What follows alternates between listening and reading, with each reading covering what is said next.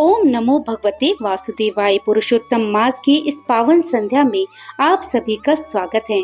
आपका दिन शुभ और मंगलमय हो। आज आप रसपान कीजिए पुरुषोत्तम मास महात्म्य के अध्याय 7 का।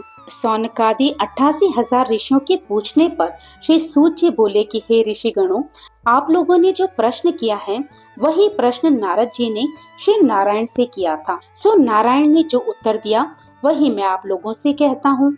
नारद जी बोले, विष्णु ने अधिमास का अपार दुख निवेदन करके जब मौन धारण किया तब हे बद्रीपति पुरुषोत्तम ने क्या कहा, सो इस समय आप हमसे कहिए।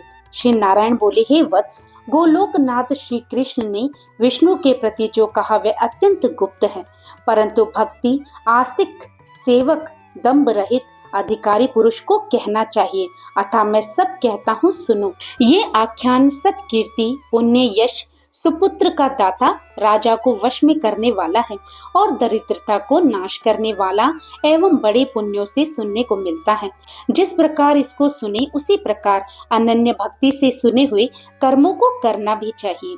श्री पुरुषोत्तम बोले, हे विष्णु, आपने बड़ा अच्छा किया जो मलमास को लेकर यहाँ आए। इससे आप लोक में कीर्ति पाएंगे। आपने जिसका उद्धार स्वीकार किया उसको हमने ही स्वीकार किया ऐसा समझें। अतः इसको हम अपने समान सर्वोपरि करेंगे। गुणों से, कीर्ति के अनुभव से, षड ऐश्वर्य से, पराक्रम से, भक्तों को वर देने से और भी जो मेरे गुण हैं उनसे मैं पुरुषोत्तम जैसे लोक में प्रसिद्ध हूँ। वैसे ही ये मलमास भी लोकों में पुरुषोत्तम करके प्रसिद्ध होगा। मेरे में जितने गुण हैं वे सब आज से मैंने इसे दे दिए। पुरुषोत्तम जो मेरा नाम लोक तथा वेद में प्रसिद्ध है वह भी आपकी प्रसन्नता का अर्थ आज मैंने इसे दे दिया। हे मधुसूदन, आज से मैं इस अधिमास का स्वामी भी हुआ। इसके पुरुषोत्तम इस नाम से सब जगत पवित्र होगा। मेरी समानता पाकर ये अधिमास सब मासों का राजा होगा। ये अधिमास जगत पूज्य एवं जगत से वंदना करवाने के योग्य होगा। इसकी पूजा और व्रत जो करेंगे उनके दुख और दारिद्र्य का नाश होगा। चैत्रादि सब मास सकाम है, इसको हमने निष्काम किया है। इसको हमने अपने समान समस्त प्राणियों को मोक्ष देने वाला बनाया है। जो प्राणी सकाम अथवा निष्काम होकर अधिमास का पूजन करेगा वह अपने सब कर्मों को भस्म कर निश्चय मुझको प्राप्त होगा।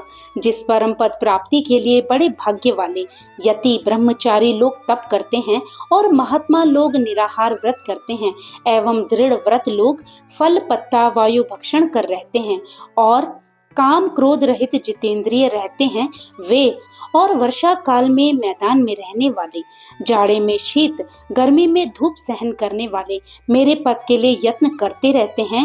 हे गरुड़ ध्वज, तब भी वे मेरे अव्यय परम पद को नहीं प्राप्त होते हैं, परंतु पुरुषोत्तम के भक्त एक मास के ही व्रत से बिना परिश्रम जरा मृत्यु रहित उस परम पद को पा लेंगे।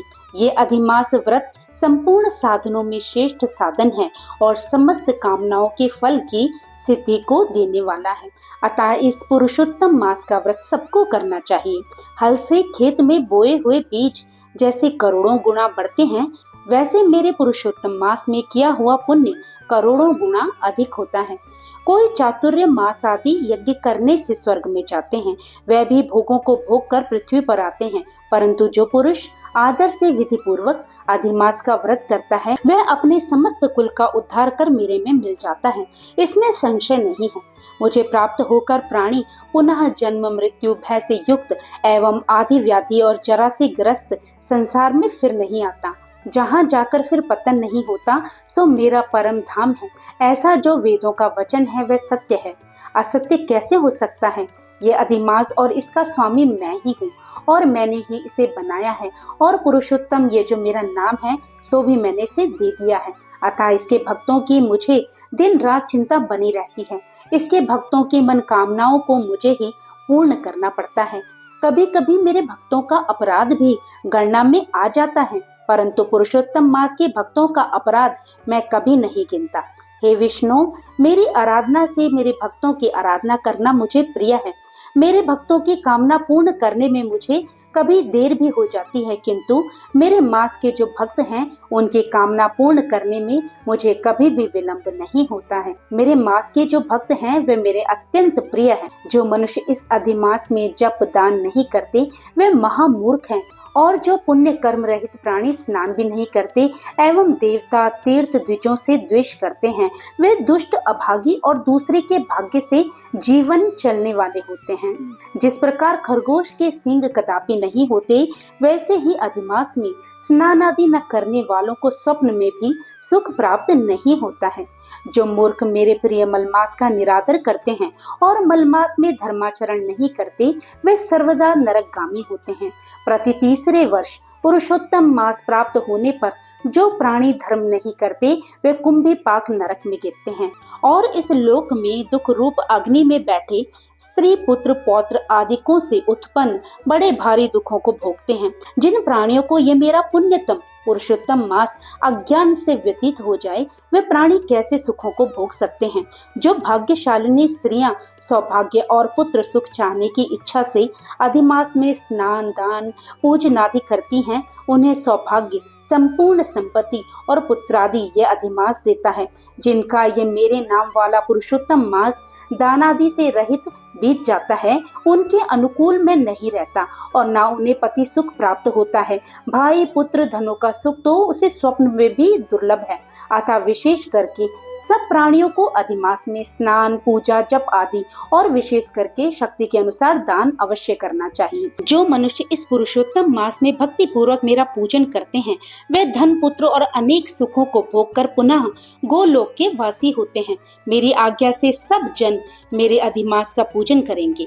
मैंने सब मासों से उत्तम मास इसे बनाया है, इसलिए अधिमास की चिंता त्याग कर हे रमापते आप इस अतुलनीय पुरुषोत्तम मास को साथ लेकर अपने वैकुंठ में जाओ। श्री नारायण बोले। इस प्रकार भगवान श्री कृष्ण के मुख से रसिक वचन श्रवण कर विष्णु अत्यंत प्रसन्नता पूर्वक इस मलमास को अपने साथ लेकर नूतन जलधर के समान श्याम भगवान श्री कृष्ण को प्रणाम कर गरुड़ पर सवार हो शीघ्र वैकुंठ की ओर चल दिए। वैकुंठ लोक में पहुंचने के बाद जो कुछ भी हुआ उसे कल विस्तार से आप सभी अगले अध्याय में जरूर सुनिएगा। कथा अच्छी लगी हो तो इसे लाइक कीजिएगा और अगर आप मेरे चैनल पे नए हो तो इसे सब्सक्राइब करना मत भूलिएगा। याद रखिए भगवान की कथा केवल सुनने के लिए नहीं होती बल्कि जीवन बदलने के लिए होती है। जो व्यक्ति श्रद्धा और नियम से पुरुषोत्तम मास की कथा सुनता है भगवान धीरे धीरे उसके जीवन के मार्ग खोलने लगते हैं। इसलिए आप सभी से विनती है कि इस पूरे पुरुषोत्तम मास में प्रतिदिन कथा अवश्य सुने और भगवान श्री कृष्ण का नाम जपते रहें, क्योंकि कलयुग में केवल भगवान का नाम ही सबसे बड़ा सहारा है। तो फिर प्रभु का नाम लेते रहिए और पुण्य के भागी बनते रहिए। जय श्री कृष्ण। राधे राधे।